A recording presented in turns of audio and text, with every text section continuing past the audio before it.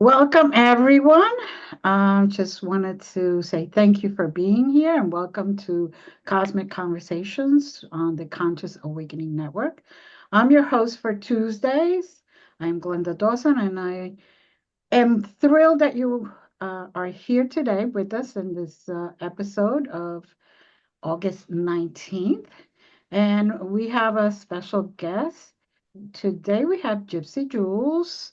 Welcome, Gypsy. How are you? I'm doing great. Thanks for having me, Glenda. I appreciate Mm, it. always, hon, always. So I know you, but we want the audience to get to know you. So tell us about you. Okay. So I guess I'm a little different kind of guest, probably from what you normally have. Because when people think of metal detecting and treasure hunting, it's not necessarily uh, cosmic, you know, you know what I'm trying to say. But a little bit about me. I've been metal detecting now for 27 years.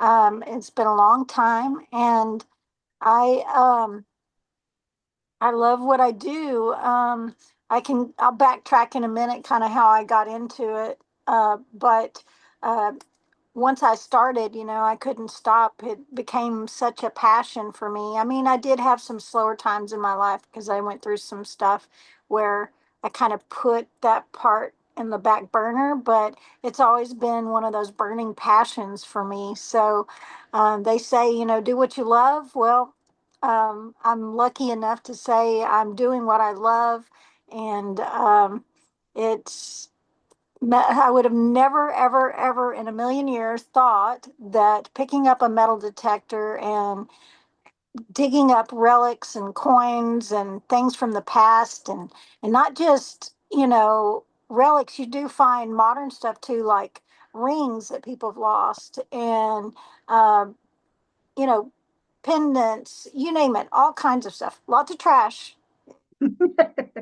We call it taking out the trash. Sometimes you got to take out the trash to find the treasure. So, Right. yes, there's a lot of that, taking out the trash as well. But it's the thrill of the hunt for me, I think. But what has changed for me more than anything was later on, and I can explain kind of a little. I'll try to do a short version of what reason why I started my YouTube channel, and then never would I have thought that my YouTube channel would have landed me a sponsorship with Garrett Metal Detectors. And that's been a game changer for me as well, where I'm part of the Garrett field team, what they call the field team. And that's where they send me brand new merchandise that they're testing out before it even releases to the public. And I get to test it and say, ooh, Mm. I love this feature. Oh, but could you add this feature or something Mhm. like that when I'm out testing? So that's a big blessing there as well. But what's really neat about that is because I'm part of their field team, there's different events all over the world. And they send me to some of those events every year. And I love it because I get to meet people from all over that just love, again, the same passion that I do. And a lot of the what we call newbies as well, that are just learning the hobby or getting into treasure hunting. And it's amazing how many children too that you're able to make an impression upon. I remember when my boys were little, and I remember going to their kindergarten class, and once the teacher found out what I did, she had me go out to the playground, and I brought a few detectors and demoed to the kids, and they got to dig up. They found some pennies, and I think one even found a little piece of jewelry out on the playground. So um, it's amazing Sure. what the effect that you can make as, I guess they call us now, what do they call us? Um, what do they call you? What's the word I'm looking for? They call me a lot of stuff, honey. Well, they probably call me a lot of stuff too. Um, what is the word? Influencers. Influencers. Influencer. That's the word I'm looking for. So, yeah, I'm able to influence a lot of people. Uh, hopefully in a Uh, good way, a positive way. That's the main thing. I'm But sure. um, I will say one of my favorite trips that they sent me on was last year. I got to go to Holland. So Oh, nice. I got to go to Holland and Germany. So that was really neat. I found one of my oldest finds there. So So what was that? it was actually okay. It's it's brass, Mm-hmm. or and it's shaped almost like a fleur de lis, Mm-hmm. but it actually uh, the old barrel taps that they would use, and they would put the Ah, old king's wine in, and it's yeah. got one of the king's the stamp on it with a Wow. cross and a crown. So it's from the 1400s, dated Ooh. back to the 1400s. So pretty neat to think Uh, that it was probably one of the king's supplies of wine or something like that. The only one who could drink this is the king. I'm like, okay. He had his wine testers to make sure they wouldn't poison him. Making So sure that it wasn't poison. Yeah, you know, right. that kind of thing. Yeah, I can imagine that. It's like the movies, I'm kidding. Oh, that one is gone. Okay, there's a vacancy. Anybody want to take it? You want to be the tester? But seriously, yeah, I'm so lucky though. That's one of my favorite trips, and I was supposed to go to Spain one Hmm. year, and unfortunately, COVID hit at that time, and they canceled it, and I was so disappointed. So I'm still waiting for my Spain trip. Uh, Hopefully someday. so, I know that you were going to touch on how you started it. So let's go back to that. Okay, so there's a memory that I don't really recall, but it's been told to me that um, number one, that my cousins, my uncle had a Hmm. metal detector, and on their property, they lived across the street from an old, where part of their property there used to be an old homestead, and they said that one day he said, "Do you want to go metal detect with me?" And I said, "Yeah." And I was apparently about, I think they said about 6 years old. And so went over there and I found my first find, and he said it was a pair of old spectacle glasses. And Okay. that I was so excited and elated, and I jumped up and was waving them around and saying, "Look what I found! Look what I found!" I don't recall that. My mom's told me that. My cousin and aunt told me that, but they remember it. So I'm like, okay, must be true. Remember it.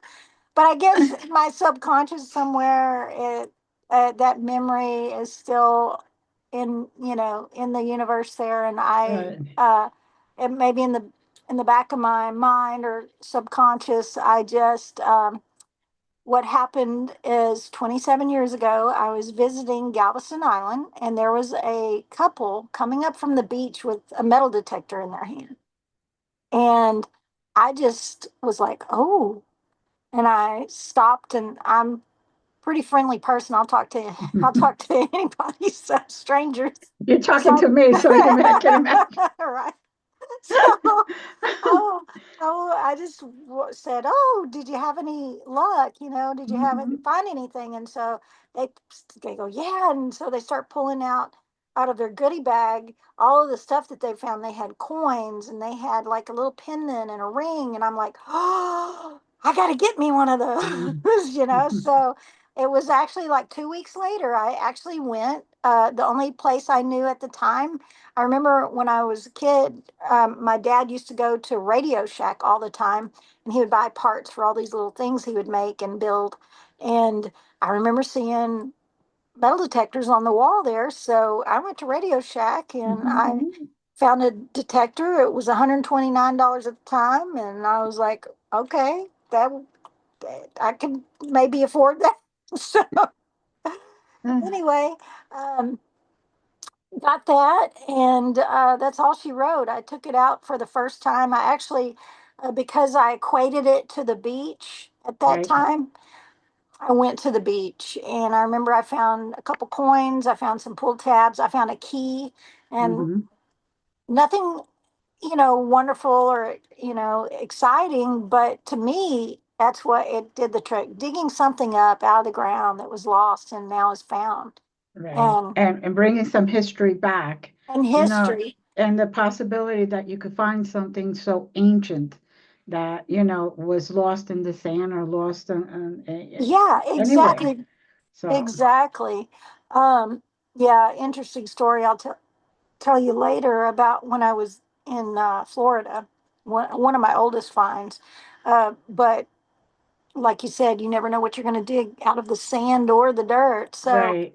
one of my favorite things or favorite places to go are the old homesteads because sometimes if you start once you start digging up these objects, you can, it tells you a lot of stories about what the people were doing at that time, how Mm-hmm. those objects related to, the way they lived. And then what's really interesting is when you dig up something that connects to the actual people that live there.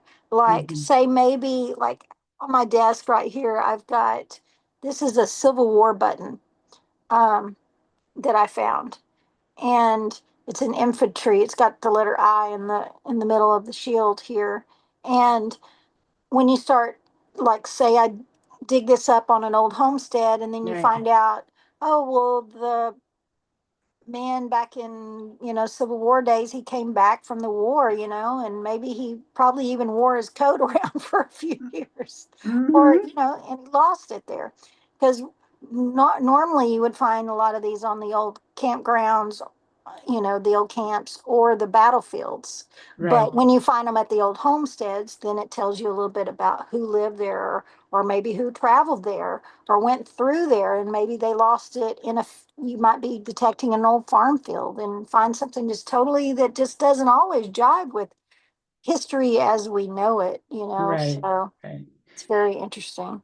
So, have you ever found anything that was, very ancient that or that nobody could really tell what it is, or they don't know how it even came to be?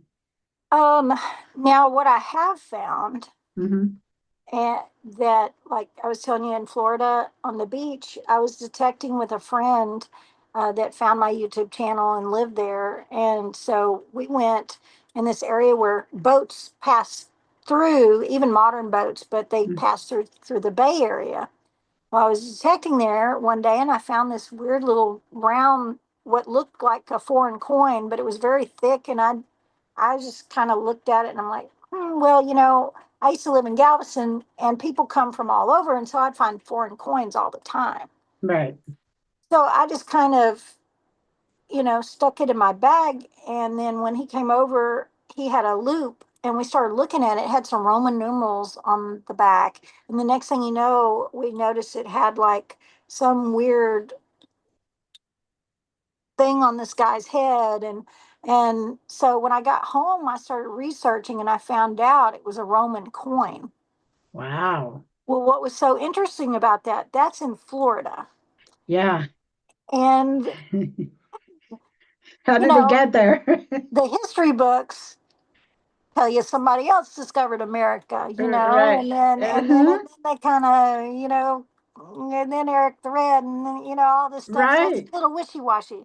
Right. Well, I started doing a little research and digging, and I found out that, in fact, a few weeks after I found that one, there was a guy in the news, on the local news there, a local detectorist that found four more Roman coins in that same area. Wow. And that just kind of like, oh, okay, there's something to this. Mm-hmm. So when I went down that rabbit hole, I found out that there had been several Roman ships found there. But guess what? When it came time to excavate, the Corps of Engineers dumped a Uh-huh. ton of sand on it and didn't allow them to be excavated. Uh-huh. Uh, because, of course, it changes history.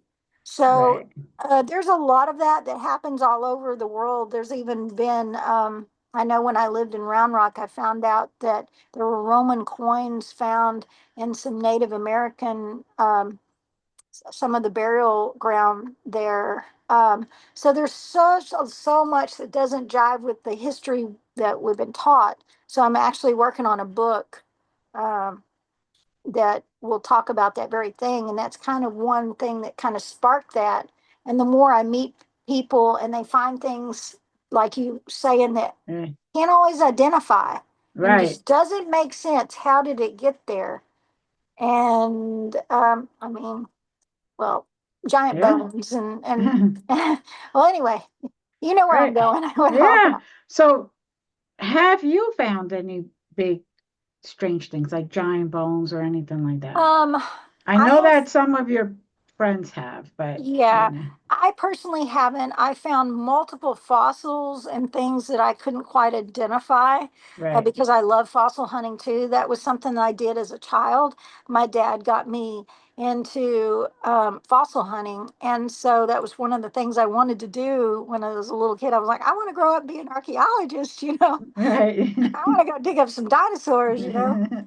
And so there's a um I would about bet that some of the stuff I found could be pieces of some of that. Hmm. Um, but I have several friends that have even found giant bones that have found stuff that just doesn't, you know, Jive with the yeah. yeah, And some yeah. people that go and they report it, well, guess what? It's swept under the rug, never seen again. And And taken and that's it. Yeah, yeah, it's unfortunately, sad. that's it is sad because it's the part that you want to know about. I mean, yes, okay, history was written how history was written, but Mhm. there's no reason that if there is evidence that a little detail is changed in the history books, that it cannot be updated.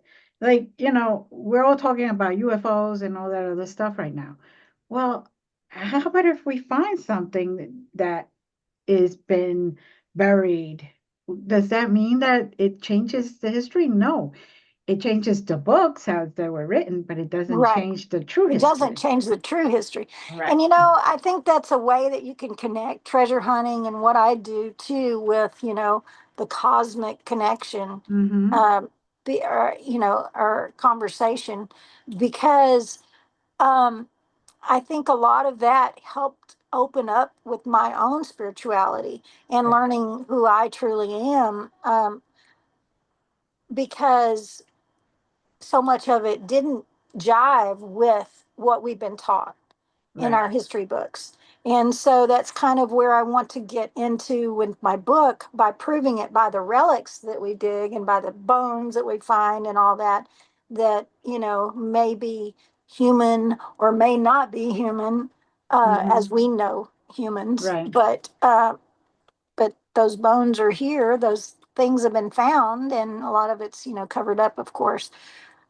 But I do definitely believe that we're in that time period where it is part of the awakening, and there's more people out there. There's not enough people. There's more people discovering and finding things that now there's not enough people to cover that back up. So Right. there's more Right. and more stuff being disclosed every day.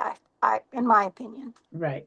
Have you ever thought about going like Area 51 around Oh there? man, I would love to. I would love to. You know, I have detected in Utah. Mm-hmm. Now, when I was on the History Channel on one of the episodes of Beyond Oak Island, I Right. got to go to one of the Josephine gold mines.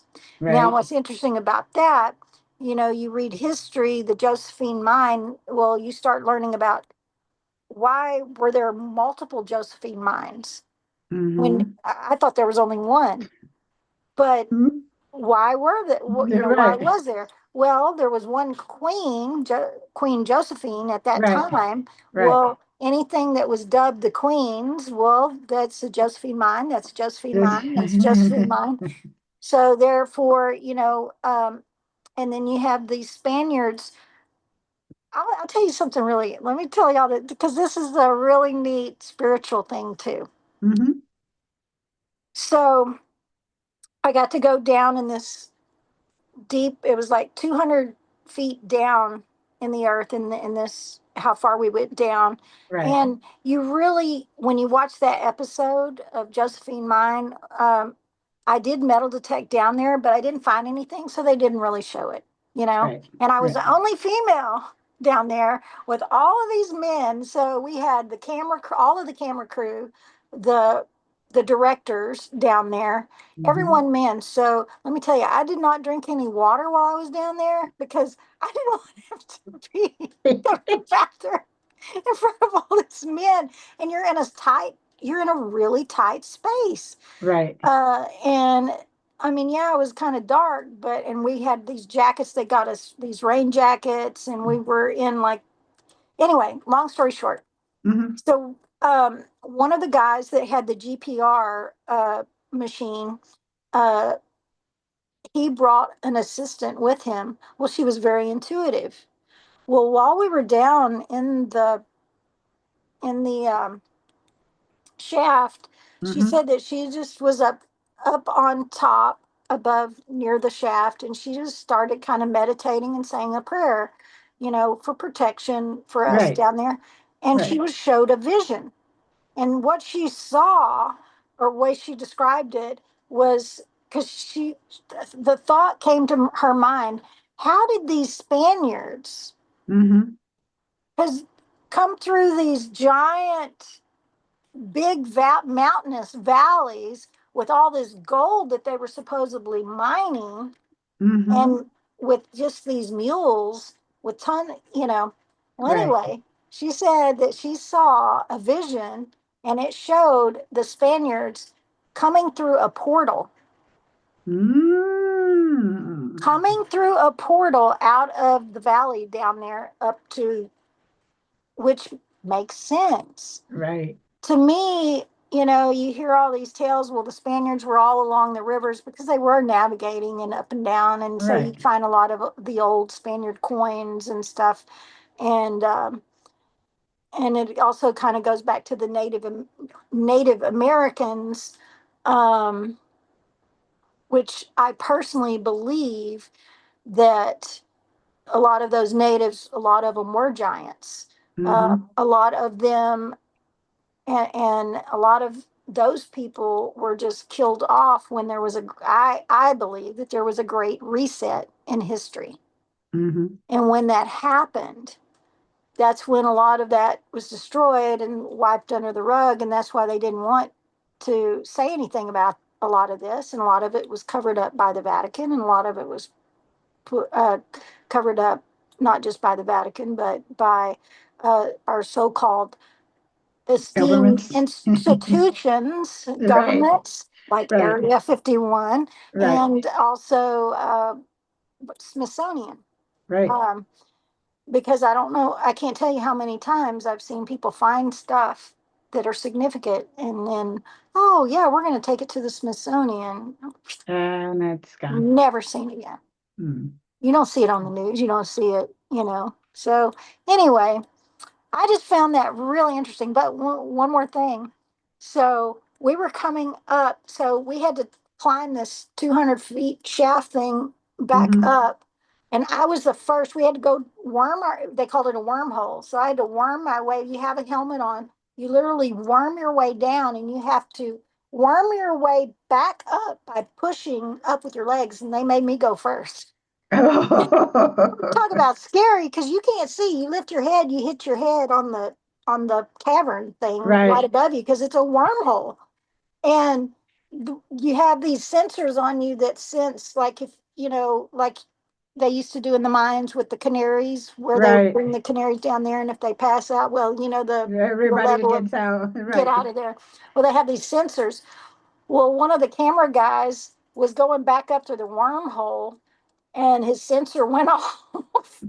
He freaked out, but he freaked out kind of before, because that if you are claustrophobic and trying to go back Yeah. through that wormhole, Yeah. he freaked out. So they had to use a little medical assistance once they got him back. Plus, everybody's probably dehydrated by the time we'd been down there so long. We did some Right. drilling and metal detecting. But anyway, the point of my story, we were going back up, and one of the camera guys, because it's not in the episode, he found one of these bones right here to human, and it had been Oh. carved on. Oh. And we don't know if it was a Spaniard Uh-huh. or was it. a native. Yeah. And that would be cool to get the DNA from It it. would be cool. So I don't know what he did with it, but I hope he did. So I'm curious to know what it is, Yeah, but I would like to have gotten one of, I would have liked to have seen what the intuitive friend picked up on that was right. there at the time. But, we were tired and exhausted by the time we'd finished filming. But Yeah. anyway, that was fun. That was a great fun experience. So I've been in Utah in the mountains, and you were talking about UFOs and stuff. I know a guest you need to have on, and I'm gonna get get you in contact with him if you don't know him already. Mhm. Um, Harry Carter. Oh, yeah. Look him up on YouTube. Really good friend of mine. And he just did a big event over in Utah. Anyway, they talk about Sasquatch and treasure stories and UFOs and you name it. Lots of Well, treasure stories. that's another thing. I mean, have you found anything that somebody said, oh, that looks like it belongs to this or belongs to, an ancient civilization that you've really, besides the Roman coins, Besides that the you, Roman coins. yeah, something where Um, you really couldn't pinpoint it or anything like that, but yet it's very ancient, um, I personally haven't. Now, there are some things that I question how old they are that are right? in my own collection, and I probably should have them checked out. Um, but there's something that was found in Ohio by a Mm-hmm. friend that no one has been able to identify. I think it's very ancient. Mm. Um, I'd love to show it to y'all sometimes. He's got photos of it, but it's not very big. It's like this big, and it's got like Right. this. Anyway, I'm not even going to describe it, but it's.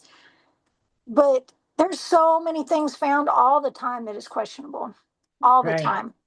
Um, Now, I'm going to ask you, it's a question kind of left-handed, like, okay, off field. Have you ever done metal detecting to find bodies? yes. Oh, come on.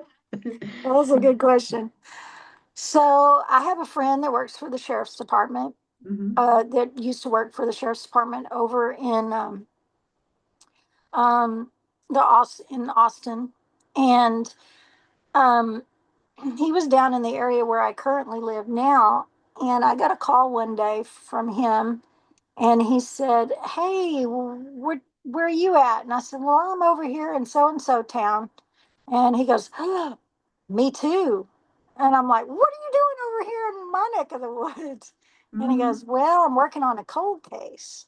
Hmm. And I was like, "Okay."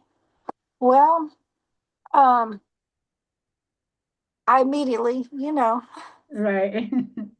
I I was like intrigued, of course, Right. because the reason why I was so intrigued is because this girl went missing at the town over where we have a business not far from here, Hmm. and she went missing from y'all would probably recognize the story if because it was very public for a long time. From a video store, she worked at a local video store downtown, and she went missing, and then of course never found. And there was all kinds of big conspiracies about and this person's involved, and this person, so it was never solved. Right. Well, there was Right. a new lead, and the reason why my friend from the sheriff's department was here was because of this lead. And so he called me up because he knows about my metal detecting, Hmm. and he also knew that I was working with a psychic, not Melissa, but my other friend Jeanette at the Hmm. time. And so I called my friend Jeanette, and I sent her a pinpoint real quick, and immediately she started getting things immediately before I even walked out there. Hmm. Um, so I walk out there with my metal detector, and I'm standing there and I'm on the phone with her. And she says, "Okay, I'm getting a pile of bricks." And I'm literally standing in front of a pile of bricks. And she said, you're probably not going to find anything right there with your metal detector. But she said, if you will sift that, and it was all sludge and mud. So at that Mm. time, we didn't get to go do it. But she says, you will find a tooth right there. Come to find out, the cadaver dogs hit right there as well. Oh, look at that. Look at that. So to me, that kind of proves a lot right there. Yeah, But it's um, yeah, we got a lot of interesting stuff on that. I can't really say much more detail because it is still pending. pending. Right. But I will say after that, well, even way before that, I was asked on a case, and when I lived in Galveston, when people found out what I did, Mm-hmm. and I had a lot of friends that would be out metal detecting and find bodies. One time, one of my friends is out detecting on the beach, and he swings up on the little sand dune there and starts digging down, and there's a belt buckle, and the next thing you know, it's attached to a body. So he's having to call the police. So, yeah, so that happens a lot. But what a project I'm currently working on, and I know we had Mm-hmm. hoped to have her on with me, but I know she hasn't been able to. So maybe we can Mm-hmm. plan another time soon to Right. do that because I Mm-hmm. just talked to her today. We've got a lot of exciting stuff going on. We actually just signed a contract, and we met with our one of our producers yesterday, had a meeting yesterday. So things are starting to go really well. But the show is called Mysteries of the Missing. Mm-hmm. And I'll be working with, she is a remote viewer for the audience. So I know you already know Glenda, but she is a remote viewer, psychic, and she's able to not only see through the eyes of the killer, but also could see some of what the victims, all of that. Right. So lots of things there. Um, but we it's called Mysteries of the Missing, and we're working on some cold cases. And I'm really, really excited because people are going to be able to see how metal detectorist or professional detectorist can work alongside police, law enforcement to solve Mm-hmm. these cases. Mm-hmm. And I'm hoping to teach some more law enforcement along the way, um, how to utilize these instruments, and and how to utilize psychics more to solve these cold cases because it's underutilized. And Mm-hmm. I think it's going to really change the minds of a lot of people in the world. So I'm really excited about that. And Good. Good. I'm excited for you both. so Definitely. So now that you see that vision and what if you find something while you're doing a case that is not the body? It's um, like say an unidentified remains. Let's just say that. I think that's What? another investigation waiting to happen. That's another thing. You do find, just in with what I do, Mm-hmm. you find so many unexpected things at the oddest places. And so in the case of the show, the things that I'm going to be focusing on is like, what were the victims' clothing that they were possibly Mm-hmm. wearing at that time? What items were, because usually there's those witnesses of like the parents or the Mm-hmm. whomever, they say, oh well, they were wearing their necklace, their Mm-hmm. locket that grandma gave them. Right. um, well, did the killer take it and stash it somewhere? Mm-hmm. Which in one of the cases of one of the things is we've know where she has remote reviewed a hidey hole, Right. and it's going to Right. blow you away. So where I'm going to come in is utilize her and utilize my talents to go in there, and Right. if I can find this hidey hole and find this one particular item Then this from case one can of be the, resolved. it's like boom, Yep. it's going to Yep. blow the case up. Because that also, what's so amazing about this killer is a known killer, is in prison, but has not confessed to some of these murders that she has already knows that this person has Mm-hmm. committed.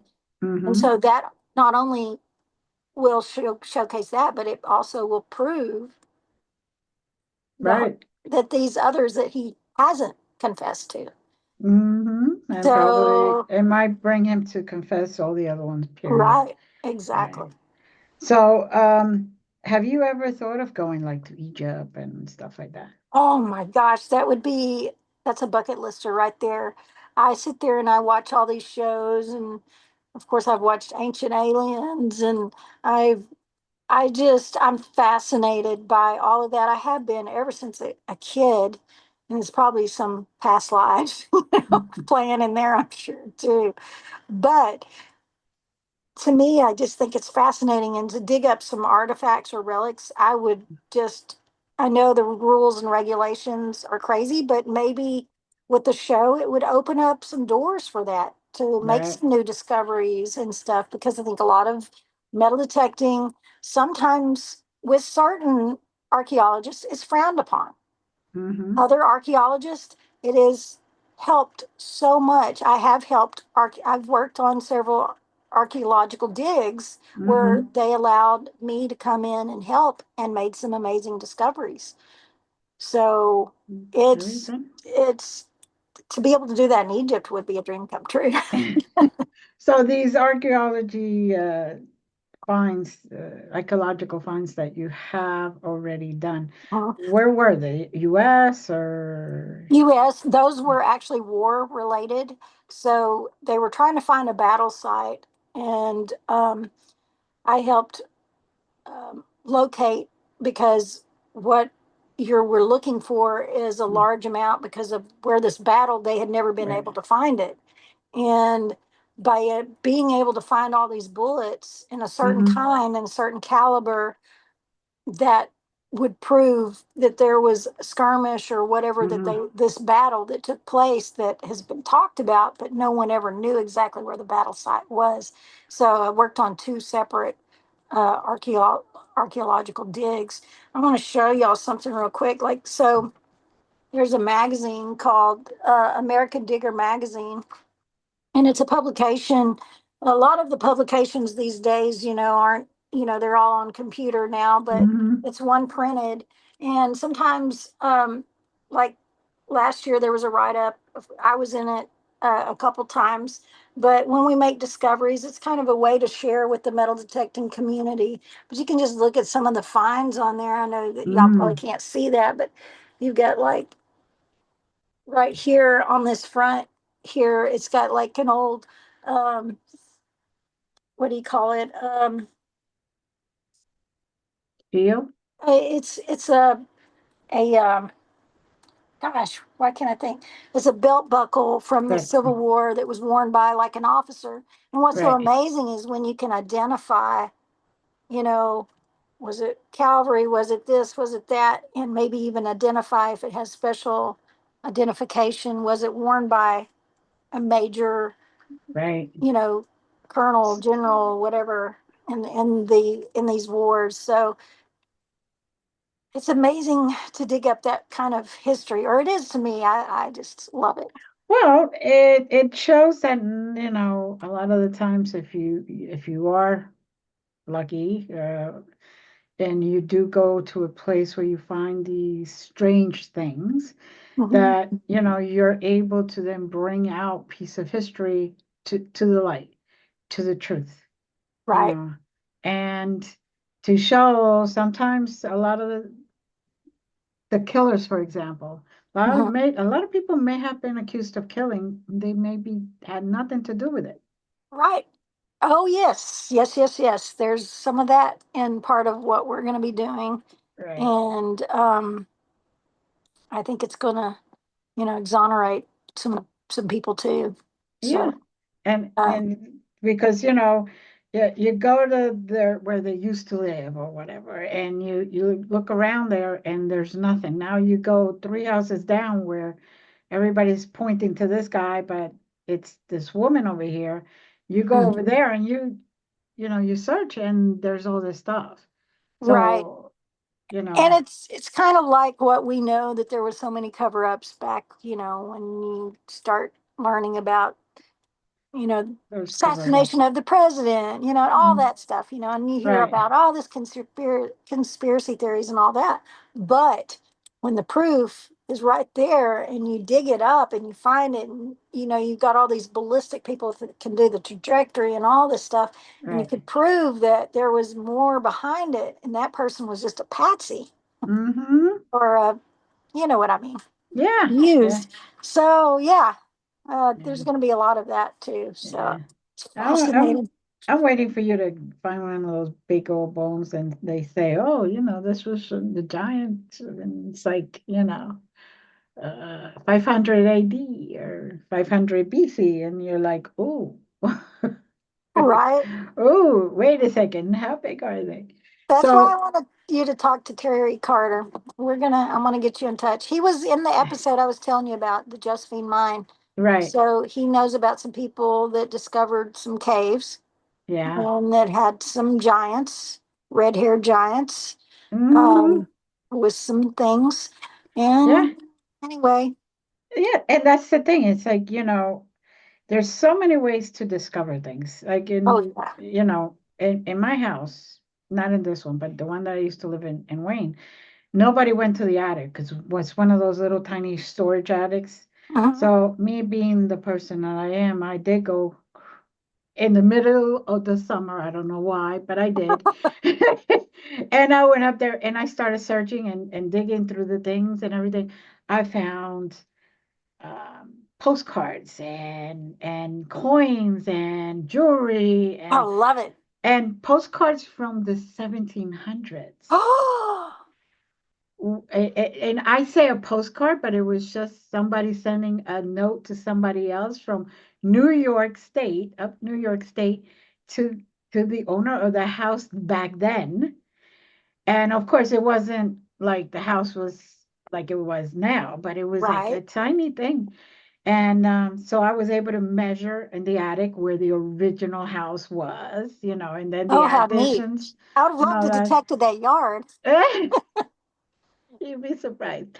And so I said to myself, wow, if this is what I could find in my own attic, how much more can you find really digging, really Right. digging? And there's just a lot of history. And the worst part about it is that I found out that my area used to be a very exclusive area where the upstate New York people used to go for the summer. And then they converted all those houses into year round. And that's when a lot of the people just moved in and didn't, there wasn't they bought the house and somebody added on and added on and added on. And I'm like, okay, that could, like, now I understand why this part of the house feels different. That part Right. of the house feels different. It's just, Wow. it's The very energy interesting. put into it. Right, exactly. The energy that was put Interesting. into every single section of the house. Wow. So, but if I could imagine, like, probably that would work in attics too. Yeah, so a lot of things are found, and I've even done that before in the old Right, homesteads where right, there's not a lot of where you can go, like it has the old shiplap boards. right. They would hide all kinds of stuff. I had a friend that found an old Civil War gun, Wow. uh, and it had full ammo and some old money in the wall, hidden in the wall. And what he Oh. was doing is running his metal detector across there. Yeah, you can run it across there. You can go in the attic. Always those hidden places in the floorboard. I've Yeah. detected countless of times under houses as well, because Mm. those were nice little hidey holes for, especially for people back then that didn't trust the banks. They didn't believe in them. So a lot of Yeah. that as well. So it's amazing. There's treasures all around, but like Mm. you said, um, there's different types of treasure hunting as well. Besides with the Right, metal detector, there right. are estate sales and in your attic or you know just all Anyway. types of garage sales. You can find treasure anywhere. Mm-hmm. Yep, that's for Dumpsters. sure. Dumpsters, that's true. That is It's very true. true. So you have any events coming up or any I you teach anything? do. I do. And I'm so excited to announce. So, for the last 4 years or 3 years, I've been doing what's called, well, there's a lot of metal detecting events that go on all over throughout the year that, Mm-hmm. like I was telling y'all earlier, that Garrett Metal Detector sends me on. But this one is one that I'm hosting myself, and Mm-hmm. I've gone in with the owner of the property out of Edna, Texas. So this would be South Texas, near the coast, kind of near San Antonio area, which is a very historical area. Mm-hmm. And there's a giant farm field there where we're going to be able to metal detect. And what people can do is they go to my website and they can sign up for the hunt there. Mm-hmm. And this is what's also called, not only that you might find natural finds out there, but Mm-hmm. it's called a seeded hunt. And a seeded hunt is where you actually seed Mm-hmm. coins, silver coins. So what I'm going to do is I'm going to plant seeded, I'm going to seed the field with silver coins Right. and tokens. Now, these tokens, they can win prizes. They can win a $500,000 metal detector with it. They can win cash prizes. They can win all, there's going to be all kinds of prizes, over, hundreds and hundreds of prizes for them to win. And have some mini treasure chests with all kinds of goodies in them that they Oh, can win. God. Um, Cool. Everybody Cool. loves to win cash, so there'll be like Right. $100 prizes, $50. So each token is a prize. And then there'll also be sponsors there. So Garrett Metal Detectors will be there, and they'll be giving away usually over about $3,000 worth of merchandise, metal detectors, Good. pinpointers, um, hats, shirts, you name it. Mm-hmm. Then I'll have other metal detecting manufacturers from all over. I've got one coming in that makes one. They're actually manufactured in Turkey. Mm. But they Okay. make a decent detector. And then I've got the company I actually sell metal detectors for as well. It's called the Digger's Den, Mm-hmm. and they're out of Virginia. And he'll be sending prizes as well for me to, so it's Right. like not only uh, it's sponsored by many Right. different companies and vendors Good. that'll be there. So That should be a sounds like a lot blast. of fun. Got A lot Texas of fun. barbecue. It starts, yeah, you gotta have some Texas barbecue when it gets to start. So there's what's called a meet and greet. It's Halloween Mm-hmm. night. So they Okay. come in a costume if they want. We're gonna eat barbecue and have fun, play some games and win some prizes. And then the next morning we'll have the hunt in the field, and then they'll break for lunch and then go back out. And then we're gonna also do the afternoon hunt, which will still be what's still left in the field, but I'll plant extra stuff we're going to have like a bingo game that they play for like silver Okay. dollars and prizes. So it's going to be a lot of fun. Oh, it sounds like it. Sounds like it. Too bad I'm too far away. Uh, And I also have an event on Halloween. Halloween. But I want to ask you something that Uh-huh. just came to me. Have you ever gone to a place where you actually felt the energy or, like you, but it wasn't a thing? It was just some energy that's left by, we could say a UFO or whatever, or, you know, tell us, have you ever done that where it gave you a false positive, so to speak? Um, yeah, I've gotten some weird false positives. Yeah, And what a lot of people don't realize that metal detectors work off of frequency. right, And what are we? We are constantly emitting frequencies of right, all types. right. So metal detectors work off of frequency. So there could be interference from anything for Mm-hmm. that matter. Right. And I've had some weird stuff, yeah, Mm. happen that I don't know what caused it. Like I would be not near any towers or not near any, weird cell phone interference or anything like that, that I've wondered what's causing Right, that. right, I've had a few experiences like that, but I've also had other experiences like one time I was metal detecting in the woods. There's nobody, and I keep smelling like an old tobacco, an right. old tobacco. So I just felt like there was a presence there with me. I know a lot of people that do the YouTube thing, like what I do, will sometimes Hmm. catch orbs. They'll catch voices while they're recording, and then playing back. They didn't hear it, but playing it Hmm. back, they're like, whoa. So Now, does the machine go off when those voices and those orbs are around? sometimes there may be an interruption or something. Yeah, So it could be pulling energy from that to right. help. But Cool. yes, you just never know. It's some strange happenings. Yeah, Uh, yeah, definitely. Now, anybody in the audience have any questions or any comments? One thing I Yes. wanted to mention while Yeah. they're thinking about if they have any Mm, questions for me, I do have a book that I published last year. It is mm, called Just Digging It. right, And it is a beginner's guide to metal detecting, and it tells you all the do's and don'ts about getting into the hobby or just starting out, or maybe even if you have a metal detector and right. you're not sure. But it's available on Amazon. I just And put up so, the link in the oh, chat thank so you so anyone, yeah, much. But it's yeah. called Just Digging It. And if they want an autograph copy, they can actually go to the Garrett website, Hmm. and they have some autograph copies if they go to Okay, garrettdirect.com, and there's some autograph copies there. all right. Um, That's wonderful. and I think we So, had a question. I think so. Anybody questions, comments? I think Yeah, I saw one. Susie? yeah. I lived in Florida for 20 years, Uh-huh. and I really didn't. I kept hearing this the the Treasure Coast, Yep. and I didn't pay attention. I was just happy to live by the water, you know. And then I moved to Arizona, and there's guys here that are still dedicated to go to Florida at the so I had no Treasure idea Coast. there was all this stuff going on. So, and these people weren't spiritual. They weren't trying for anything cool. They just wanted the goods, you know. I want to find Hmm. something Yeah. to get rich.